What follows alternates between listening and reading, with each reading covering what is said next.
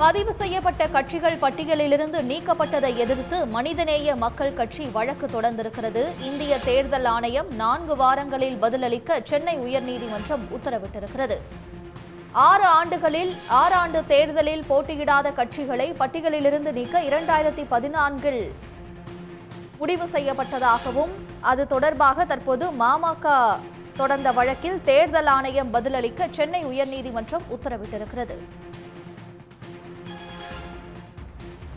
பதிவு செய்யப்பட்ட கட்சிகள் பட்டியலிலிருந்து நீக்கப்பட்டதை எதிர்த்து மனிதநேய மக்கள் கட்சி வழக்கு தொடர்ந்திருக்கிறது.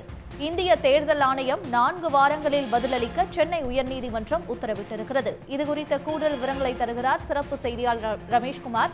ரமேஷ்குமார், சென்னை உயர்நீதிமன்றம் பிறப்பித்திருக்கக்கூடிய உத்தரவுகள் என்ன?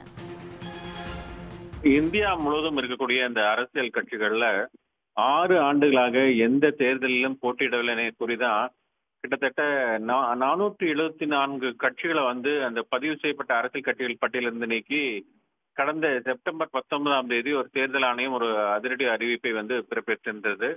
இந்த உத்தரவின் அடிப்படையில் தான் பதிவு செய்யப்பட்ட கட்சிகள் பட்டியலிருந்து நீக்கியதை எதிர்த்து மனிதநேய மக்கள் கட்சி சார்பில் தான் அதனுடைய பொதுச் செயலாளர் அப்துல் சமது சென்னை உயர்நீதிமன்றத்தில் வழக்கு ஒன்றை தாக்கல் செய்திருந்தார்.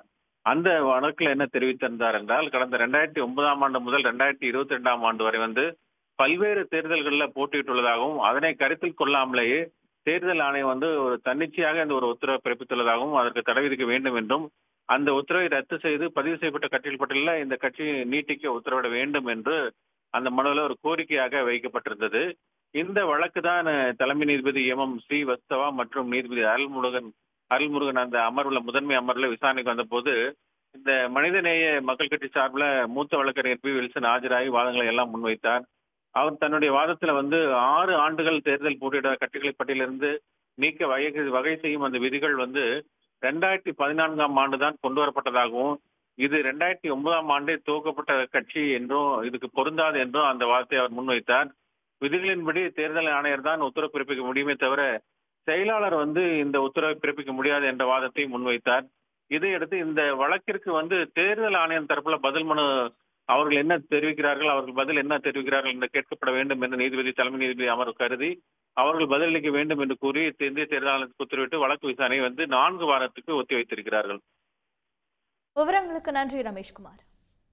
உடனுக்குடன் செய்திகளை தெரிந்து கொள்ள சன் நியூஸ் பெல் ஐகானை கிளிக் பண்ணுங்க.